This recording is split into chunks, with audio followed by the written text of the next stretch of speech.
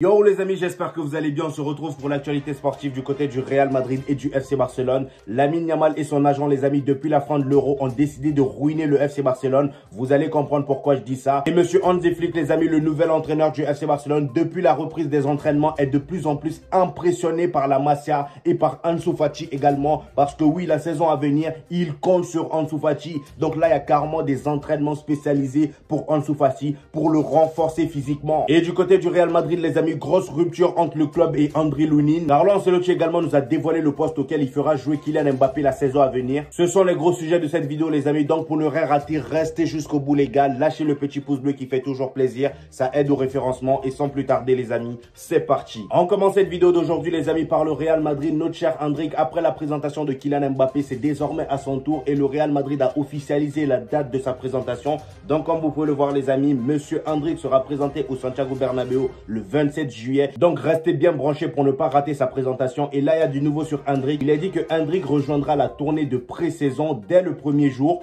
Même s'il a le droit à des vacances plus longues, il veut impressionner Carlo Ancelotti le plus tôt possible. Donc là, comme je vous l'ai dit, il n'y a aucun joueur qui veut se reposer sur ses lauriers. Et en plus de ça, lui il est nouveau, voilà, il vient d'arriver. Il n'a pas encore fait ses preuves. Donc le mieux pour lui, il est conscient de ça. Le mieux pour lui, c'est de venir plus tôt pour impressionner le coach, pour essayer d'avoir une petite place dans cet effectif. Notre cher Zinedine Zidane, les amis, nous a donné son avis sur l'arrivée de Kylian Mbappé au Real Madrid. Et voici ses propos. Il dit: Kylian Mbappé est là maintenant. Il va entrer dans l'histoire et je pense qu'il surpassera tout le monde. Alors là, moi j'en doute. Voilà, je sais qu'il est fort. Il va sûrement marquer l'histoire du Real Madrid, mais je pense pas qu'il va surpasser Cristiano Ronaldo. Pour surpasser ce que ce gars-là a fait, vraiment, faut se réveiller de bon matin. Après, ça reste le football. Tout est possible, mais moi j'en doute fort. Ici les amis, nous avons les plus gros salaires de la Liga qui ont été dévoilés. Comme vous pouvez le constater, Kylian Mbappé est troisième avec 31,2 millions d'euros derrière De Jong et Robert Lewandowski. Franchement, pour une fois, Kylian Mbappé n'est pas devant. Il passe d'être le premier en Ligue 1 à troisième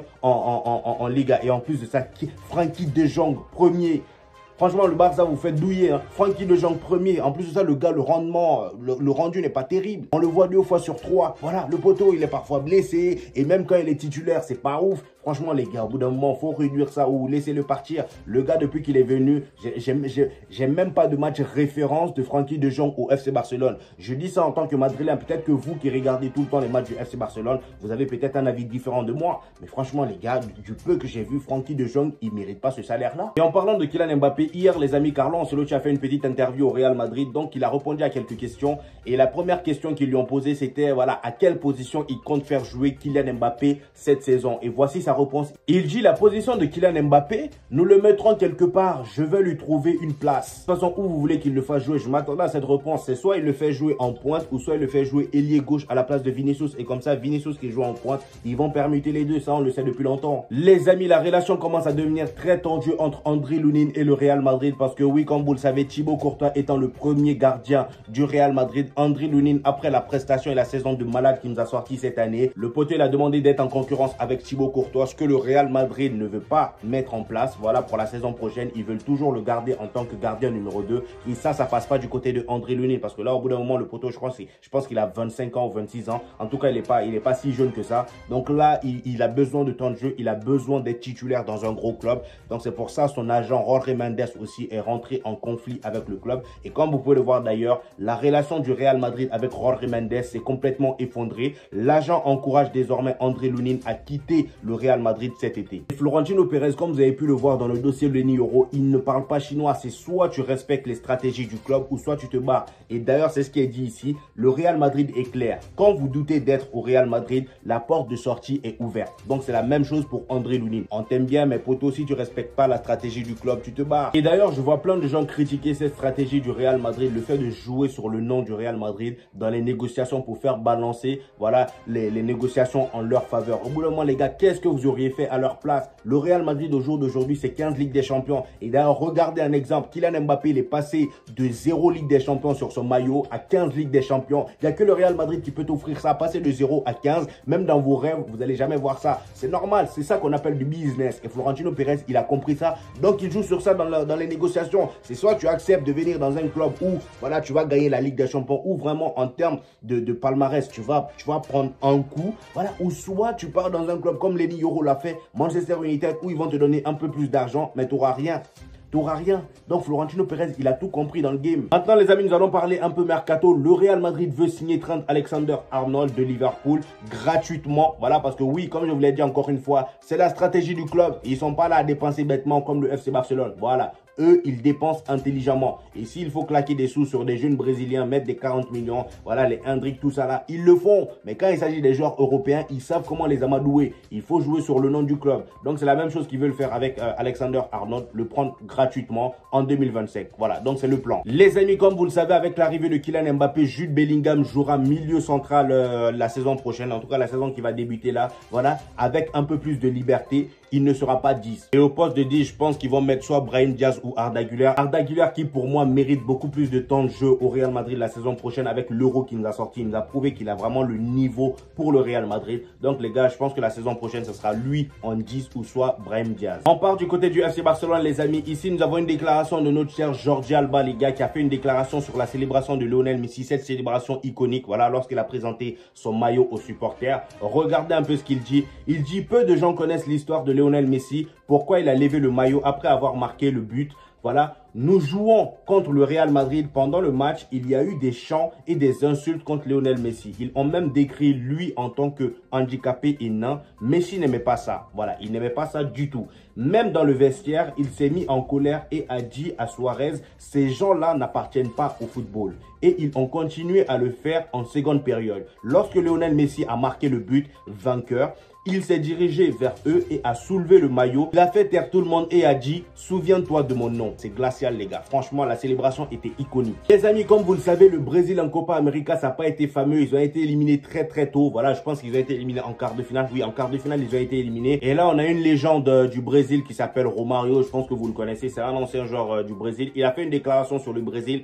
Il dit « Si le Brésil ne joue pas pour Neymar, le Brésil ne sera pas champion. C'est lui qui fait la différence. C'est l'histoire des vainqueurs. Pelé en 70, Romario en 94, Ronaldo en 2002. Jusqu'à ce qu'ils comprennent cela, l'équipe nationale va continuer à être foutue. Mais toi aussi, je veux bien qu'il joue pour Neymar. Mais comment?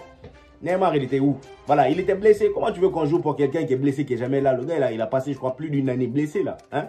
Je veux bien comprendre que tu aimes Neymar, mais il faut doser parfois. Il faut réfléchir avant de sortir des déclarations comme ça. Triste nouvelle du côté du FC Barcelone ou bonne nouvelle pour certains. Sergio Roberto a dit au revoir au FC Barcelone. Il a décidé de ne plus attendre que le club l'inscrive et envisage désormais de rejoindre la Première Ligue. Donc, pour l'instant, on ne sait pas quel club il va rejoindre, mais il va rejoindre la Première Ligue. Cette info nous a été donnée par Mundo Deportivo. Comme vous le savez, les amis, les entraînements ont repris du côté de Barcelone et même du côté du Real Madrid. Pour Hansi Flick, les amis, le travail à l'entraînement commence dès la première minute avec un accent particulier sur l'aspect physique. Et c'est vrai que depuis le début, on voit que les joueurs du FC Barcelone touchent beaucoup moins le ballon que les saisons précédentes. Les entraînements sont beaucoup plus physiques et franchement, je pense que c'est la bonne chose à faire avec ces joueurs-là. Vu comment ils sont blessés la saison dernière, physiquement, ils doivent être prêts pour affronter la saison à venir. Franchement, Hansi Flick, il fait du bon boulot. Et d'ailleurs, comme vous pouvez le voir, il est dit que les matchs d'activation, c'est-à-dire les matchs de début d'entraînement que Xavi faisait à l'époque, ont été annulés par Hansi Flick. Voilà, ils ont été remplacés par des entraînements physiques. Parce que Xavi, quand il était là, à chaque début d'entraînement, il faisait des petites oppositions, il formait deux équipes et voilà, ça s'affrontait, ça touchait le ballon un peu avant de s'entraîner physiquement. Mais Hansi Flick, il est venu, il a dit, bon ça là, on dégage. Les amis, Barcelone et l'Atlético Bilbao sont sur le point de parvenir à un accord pour Nico Williams. L'accord sera conclu pour une valeur autour de la clause libératoire du joueur, 58 millions d'euros les amis. Comme je vous l'ai dit dans ma précédente vidéo, Nico Williams, je pense qu'il est barcelonais. Hein, voilà, c'est plus qu'une question, ce n'est qu'une question de temps maintenant. Il y a même une vidéo où voilà, il y a un fan qui filmait, on va dire, les boutiques du FC Barcelone en Espagne là-bas, où on a même vu la tête de Nico Williams dans la boutique sur un écran. Vous allez me dire pourquoi? Bah, tout simplement parce que le gars, pour moi, il a signé.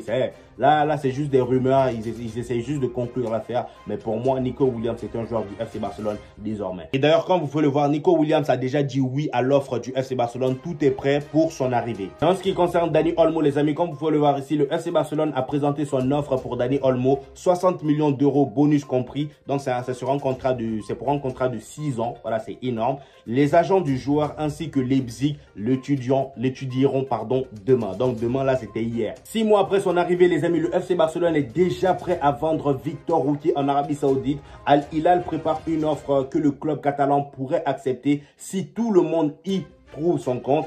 il avait été acheté à plus de 40 millions d'euros. Donc là, ils veulent vendre Victor Roquier. Je pense que si l'Arabie Saoudite propose un gros, on va dire une grosse somme, le FC Barcelone est capable de le laisser partir. En plus de ça, ils ont besoin d'argent pour acheter voilà, les deux autres là, Nico Williams et Dani Olmo. Franchement, les gars, c'est dommage pour Victor Roquier, mais ça m'étonnerait qu'il accepte. Le gars, il vient du Brésil, il a du talent, il est encore jeune. Qu'est-ce qu'il va aller foutre en Arabie Saoudite? Après, on ne sait jamais ce que les gens peuvent faire pour de l'argent. On a vu des jeunes joueurs quitter l'Europe pour aller se foutre dans la mouise pour de l'argent en Arabie Saoudite. Après, j'espère vraiment que le gars, il va bien réfléchir avant de faire ce choix-là. On revient sur les entraînements du FC Barcelone, les amis. Hier, les amis, Ansu Fati a effectué une séance d'entraînement spécifique en solo dans le cadre du plan du staff pour le permettre de retrouver son meilleur niveau. Donc là, ils ont carrément fait des entraînements spécifiquement pour lui, des entraînements physiques, des entraînements avec le ballon. Donc là, les gars, attendez-vous à un Ansu Fati vraiment bouillant la saison prochaine. Là, Hansi Flick, pardon, a décidé de se focaliser là-dessus et ça va faire très très mal. Le Barça, les amis, est ouvert à une vente de Rafinha et espère recruter 50 millions d'euros.